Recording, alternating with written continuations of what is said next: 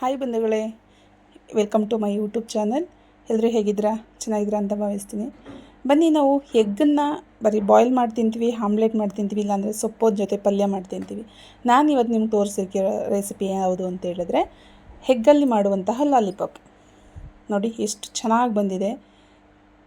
ಮಧ್ಯ ಚೀಸ್ ಹಾಕಿರೋದ್ರಿಂದ ತುಂಬ ಟೇಸ್ಟಿಯಾಗಿದೆ. ಯಾವುದೋ ರೆಸ್ಟೋರೆಂಟಿಗೆ ಹೋಗಿ ನಾವು ಅವ್ರು ಕೊಟ್ಟಂಥದ್ದನ್ನು ಟೇಸ್ಟ್ ಮಾಡಿ ಬರುವಂಥದ್ದಲ್ಲ, ನಾವೇ ಮನೆಯಲ್ಲಿ ಹೊಸದಾಗಿ ಟ್ರೈ ಮಾಡುವಂತಹ ಕೆಲವು ರೆಸಿಪಿಗಳು. ಅದರಲ್ಲಿ ಎಗ್ ಲಾಲಿಪಾಪ್ ಒಂದು. ನೋಡಿ ಎಷ್ಟು ಚೆನ್ನಾಗಿದೆ, ಹೆಲ್ತಿಯಾಗಿದೆ. ಯಾವುದೇ ರೀತಿ ಪೌಡರ್ಸ್ಗಳಾಗಿ ಮತ್ತೊಂದಲ್ಲಿ ಬೇಡ, ನಮಗೆ ಹೆಲ್ತಿಯಾಗಿ ಮಾಡಿಕೊಡುವಂತಹ ಎಗ್ ಚೀಸ್ ಲಾಲಿಪಾಪ್ ಯಾವ ಥರ ಮಾಡೋದು ಅಂತ ನಾನು ತೋರಿಸ್ತಾ ಇದ್ದೀನಿ. ಬನ್ನಿ, ಮೊದಲನೇದಾಗಿ ನಾನು 3 ಮೊಟ್ಟೆಗಳನ್ನ ಬಾಯ್ಲ್ ಮಾಡ್ಕೊಂಡಿದ್ದೀನಿ. ನೋಡಿ, ಅಂದರೆ ಬೇಯಿಸಿಟ್ಕೊಂಡಿದ್ದೀನಿ. ಇದನ್ನು ನಾವು ಕೊಬ್ಬರಿ ತುರಿತೀವಲ್ಲ, ಆ ರೀತಿಯಲ್ಲಿ ಸಣ್ಣದಾಗಿ ತುರ್ಕೋಬೇಕಾಗತ್ತೆ. 3 ನೀಟಾಗಿ ತುರ್ಕೊಳ್ಳೋದ. 3 ಮೊಟ್ಟೆ ಅಂತ ಹೇಳಿದ್ರೆ 3 ಜನ ತಿನ್ಬೋದು, ಅಮ್ಮಮ್ಮ ಅಂದರೆ 6 ಜನ ತಿನ್ಬೋದು.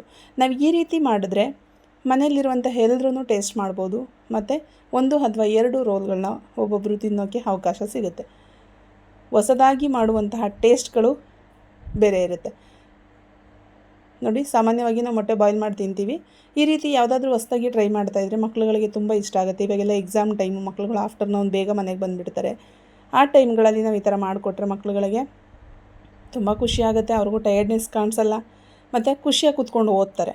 ನಾನಿವತ್ತು ಸಂಡೇ ಇರೋದ್ರಿಂದ ಇದೊಂದು ರೆಸಿಪಿನ ಟ್ರೈ ಮಾಡ್ತಾಯಿದ್ದೀನಿ. ತುಂಬ ಚೆನ್ನಾಗಿ ಬರುತ್ತೆ. ಒಮ್ಮೆ ನೀವು ಟ್ರೈ ಮಾಡಿ. ನಾನು ಒಂದು ಸಪ್ರೇಟ್ ಎಗ್ಗನ್ನು ತೊಗೊಂಡು ಈ ರೀತಿ ಮಿಕ್ಸ್ ಮಾಡ್ಕೋತಿದ್ದೀನಿ. ಒಂದು ಬೌಲಿಗೆ ಹಾಕ್ಕೊಂಡು ಈ ರೀತಿ ಮಿಕ್ಸ್ ಮಾಡಿ ಇಟ್ಕೊಳ್ಳೋದ. ನೋಡಿ, ಈಗ ಮಿಕ್ಸ್ ರೆಡಿಯಾಗಿದೆ. ಇದು ಬಂದು ಬನ್ನು.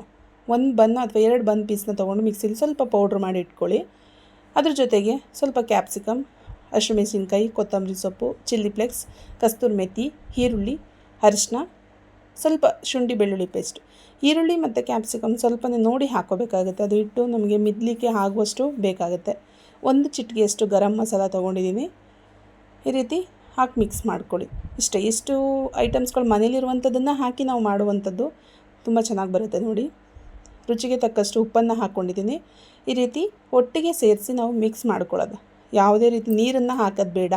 ಇದನ್ನು ನಾವು ಮುದ್ದೆ ಮಾಡಿದ್ರೆ ಉಂಡೆ ರೀತಿಯಲ್ಲಿ ಬರಬೇಕು. ಅಂದರೆ ಈ ಪಕೋಡ ಹಾಕ್ತೀವಲ್ಲ, ಆ ಟೈಪಲ್ಲಿ ನಮ್ಮ ಕೈಗೆ ಸಿಗಬೇಕದು. ಅಲ್ಲಿವರೆಗೂ ನೀಟಾಗಿ ಮಿಕ್ಸ್ ಮಾಡ್ಕೊಳ್ಳಿ. ಇನ್ನು ಸ್ವಲ್ಪ ಮಿಕ್ಸ್ ಮಾಡ್ಕೋಬೇಕಾಗತ್ತೆ. ನೋಡಿ, ಇವಾಗ ಮಿಕ್ಸ್ ಕರೆಕ್ಟಾಗಿ ರೆಡಿ ಆಗಿದೆ. ನೀರನ್ನು ಹಾಕ್ಕೊಳ್ಳೋದು ಬೇಡ. ನಾನು ಹಾಗೆ ಮಿಕ್ಸ್ ಮಾಡಿದ್ದೀನಿ. ನಿಮಗೆ ಎಷ್ಟು ಇದರಲ್ಲಿ ಬೇಕು ಉಂಡೆ, ಅಷ್ಟು ಸಣ್ಣದಾಗಿ ಅಥವಾ ದಪ್ಪದಾಗೆ ಉಂಡೆನೂ ಮಾಡ್ಕೋಬೇಕಾಗತ್ತೆ. ನೋಡಿ, ಈ ರೀತಿ ನಾನು ಉಂಡೆಗಳನ್ನ ಮಾಡಿ ಇಟ್ಕೋತಾ ಇದ್ದೀನಿ. ವಿತೌಟ್ ಚೀಸು ಮಾಡ್ತಾಯಿದ್ದೀನಿ, ವಿತ್ ಚೀಸು ಮಾಡ್ತಾಯಿದ್ದೀನಿ. ನನ್ನ ಮಗನಿಗೆ ಚೀಸ್ ಅಂದರೆ ತುಂಬ ಇಷ್ಟ. ಅದರಿಂದ ನಾನು ಅವನಿಗೋಸ್ಕರ ಅಂತ ಹೇಳ್ಬಿಟ್ಟು 1-2-3 ಸ್ಪೂನು ಚೀಸನ್ನು ಯೂಸ್ ಮಾಡ್ತಾಯಿದ್ದೀನಿ. ಈ ರೀತಿ ಉಂಡೆ ಕಟ್ಟಬೇಕಾದ್ರೆ ಮಿಡಲಿಗೆ ಚೀಸನ್ನು ಹಾಕಿ ನಾವು ಉಂಡೆನ ರೋಲ್ ಮಾಡ್ಕೋಬೇಕಾಗುತ್ತೆ. ರೆಸ್ಟೋರೆಂಟ್ಗಳಲ್ಲಿ ಕೊಟ್ಟರೆ ಎಷ್ಟು ಕಾಸ್ಟ್ಲಿ ಆದರೂ ಪರವಾಗಿಲ್ಲ, ಒಳ್ಳೆ ಟೇಸ್ಟ್ ಇರುತ್ತೆ ಅಂತ ತೊಗೊಂಡು ತಿಂತೀವಿ. ಅದೇ ರೀತಿ ಆ ಥರ ರೆಸಿಪಿಗಳನ್ನ ನಾವು ಮನೇಲಿ ಟ್ರೈ ಮಾಡಿದ್ರೆ ತುಂಬ ಖುಷಿ ಆಗುತ್ತೆ. ನಮ್ಗೆ ಹೊಸ್ದಾಗಿ ಏನೋ ಮಾಡಿದ್ವಿ ಅನ್ನೋ ಥರದಲ್ಲಿ. ಕೆಲವು ಟೈಮ್ ಮೊಟ್ಟೆಗಳು ಬೇಯಿಸಿರೋದು ಉಳ್ಕೊಬಿಟ್ಟಿರುತ್ತೆ. ಆ ಟೈಮಲ್ಲಿ ಈ ಥರ ಮಾಡ್ಕೋಬೋದು. ನೋಡಿ, ವಿತ್ ಚೀಸು, ವಿತೌಟ್ ಚೀಸು ಉಂಡೆನ ನಾನು ಮಾಡಿ ಇಟ್ಕೊಂಡಿದ್ದೀನಿ. ಆ ಉಂಡೆಗಳನ್ನ ಈ ರೀತಿ ಮೊಟ್ಟೆ ನೀರಲ್ಲಿ ಹಜ್ಜಿ ಮತ್ತು ಏನು ಪೌಡ್ರ್ ಮಾಡಿದ್ದೀವಿ ಅದಕ್ಕೂ ಸುಧಾ ಈ ಥರ ರೋಲ್ ಮಾಡಿಬಿಟ್ಟು ಎತ್ತಿಟ್ಕೊಳ್ಳೋದು. ಅಂತೇಳಿದ್ರೆ ನಾವು ಮೊಟ್ಟೆಗೆ ಹಜ್ಜೋ ಉದ್ದೇಶ ಏನಂದರೆ ಬನ್ನದು ನೀಟಾಗಿ ಅಂಟ್ಕೊಳ್ಳಿ ಅಂತ. ನೀಟಾಗಿ ರೆಡಿ ಆಗಿದೆ ಇದು. ಬನ್ನಿ, ಎಣ್ಣೆನೂ ಕಾಯ್ದಿದೆ.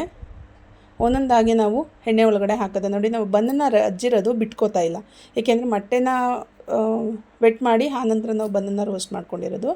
ಅದರಿಂದ ನೀಟಾಗಿ ಆಗುತ್ತೆ. ಲೋ ಫ್ಲೇಮಲ್ಲಿ ಬೇಯಿಸ್ಕೋಬೇಕಾಗುತ್ತೆ, ಇಲ್ಲಾಂದರೆ ಬೇಗ ಸೀದೋಗ್ಬಿಡುತ್ತೆ. ನೀಟಾಗಿ ನಿಧಾನಕ್ಕೆ ಈ ಥರ ಲೋ ಫ್ಲೇಮಲ್ಲಿ ಬೇಯಿಸ್ಕೊಳ್ಳೋದ. ಅಂಗಡಿಗಳಲ್ಲಿ ಯಾವ ಥರ ಟೇಸ್ಟ್ ಬರುತ್ತೆ ಅದೇ ಥರ ಟೇಸ್ಟ್ ಬರುತ್ತೆ. ನೋಡಿ, ಎಷ್ಟು ಚೆನ್ನಾಗಿ ಕಾಣಿಸ್ತಾ ಇದೆ, ಕಲರ್ಫುಲ್ಲಾಗಿ ಕಾಣಿಸ್ತಾ ಇದೆ. ಒಳ್ಳೆ ಜಾಮೂನು ಉಂಡೆ ಥರ ಕಾಣಿಸ್ತಾ ಇದೆ ಅಲ್ವಾ? ಇದು ವಿತ್ ಚೀಸ್ ಹಾಕಿರುವಂಥದ್ದು, ಮಿಡಲಿಗೆ ಚೀಸ್ ಹಾಕ್ಕೊಂಡಿರುವಂಥದ್ದು. ತೊಂದರೆ ಇಲ್ಲ ಅಂತ ಹೇಳಿದ್ರೆ ನೀವು ಸ್ಕಿಪ್ ಮಾಡ್ಕೋಬೋದು. ಬೇಕಂತೆಲ್ಲ ಏನಿಲ್ಲ. ಎರಡೂ ಟೇಸ್ಟು ತುಂಬ ಚೆನ್ನಾಗಿರುತ್ತೆ. ನನ್ನ ಮಗನಿಗೆ ಇಷ್ಟ ಅಂತೇಳಿ ನಾನು ಯೂಸ್ ಮಾಡ್ತಾಯಿದ್ದೀನಿ ಅಷ್ಟೇ. ನಾವೆಲ್ಲ ತಿನ್ನಲ್ಲ ಚೀಸ್ನ. ಅವನೊಬ್ಬಿನಿಗೆ ಅಂತ 4 ಉಂಡೆಗೆ ಹಾಕ್ಕೊಟ್ಟಿದ್ದೀನಿ. ಲೋ ಫ್ಲೇಮಲ್ಲಿ ಬೇಯಿಸ್ಕೊಳ್ಳೋದು. ಏಕೆಂದರೆ ಮಕ್ಕಳು ಆರೋಗ್ಯ ಆಗಲಿ, ಮನೆ ಮಂದಿ ಆರೋಗ್ಯ ಆಗಲಿ, ಯಾರು ಅಡುಗೆ ಮಾಡ್ತಾರೆ ಅವ್ರ ಕೈಲಿರುತ್ತೆ. ಆದಷ್ಟು ಅವ್ರ ಆರೋಗ್ಯ ಕಾಪಾಡಬೇಕು ಅಂದರೆ ಈ ಥರ ಹೊರಗಡೆ ತಿಂಡಿಗಳನ್ನ ಬಿಟ್ಟು ನಾವು ಮನೆಯಲ್ಲೇ ಹೊಸದಾಗಿ ಏನಾದರೂ ಒಂದೊಂದು ಪ್ರಯತ್ನ ಪಡ್ತಿರೋದು. ನೋಡಿ, ಎಷ್ಟು ಚೆನ್ನಾಗಿ ಬಂದಿದೆ. ಇದು ಒಂದು ಮನೆಯಲ್ಲೇ ಮಾಡ್ಕೊಂಡಿರುವಂಥ ಟೊಮೊಟೊ ಚಟ್ನಿ. ಈ ಸಾಸ್ ಬಂದು ರೋಸ್ಟಿಗೆ ಯೂಸ್ ಮಾಡುವಂತಹ ಸಾಸು. ಮನೇಲಿ ಮಾಡ್ಕೊಂಡಿರೋ ಚಟ್ನಿ, ಟೊಮೊಟೊ ಚಟ್ನಿ ಯಾವ ಥರ ಅಂತ ನೆಕ್ಸ್ಟು ವೀಡಿಯೋದಲ್ಲಿ ನಾನು ಅಪ್ಲೋಡ್ ಮಾಡ್ತೀನಿ. ಇದು ಬಿಸಿ ಅನ್ನಕ್ಕೆ ಈ ಟೊಮೊಟೊ ಚಟ್ನಿ ಏನಂತ ಹೇಳಿದ್ರೆ ಬಿಸಿ ಅನ್ನಕ್ಕಂತೂ ತುಂಬ ತುಂಬ ತುಂಬ ಟೇಸ್ಟಿ ಇರುತ್ತೆ. ಯಾವ ಥರ ಮಾಡೋದು ಅಂತ ನೆಕ್ಸ್ಟ್ ವೀಡಿಯೋದಲ್ಲಿ ತೋರಿಸ್ತೀನಿ. ಇದನ್ನು ಒಮ್ಮೆ ಟ್ರೈ ಮಾಡಿ. ದಯವಿಟ್ಟು ಈ ವಿಡಿಯೋ ಇಷ್ಟ ಆಯಿತು ಅಂದರೆ ಸಬ್ಸ್ಕ್ರೈಬ್ ಮಾಡಿ, ಲೈಕ್ ಮಾಡಿ. ಮನೆಯಲ್ಲಿ ನೀವು ಟ್ರೈ ಮಾಡಿದಾಗ ಯಾವ ಥರ ಟೇಸ್ಟ್ ಬಂತು ಅಂತ ಕಮೆಂಟ್ಸ್ ಮಾಡಿ. ಈ ಥರ ಹೆಲ್ತಿಯಾದಂತಹ ಐಟಮ್ಸ್ಗಳನ್ನ ಮಾಡಲಿಕ್ಕೆ ನನಗೂ ಖುಷಿ ಆಗುತ್ತೆ. Thank you so much.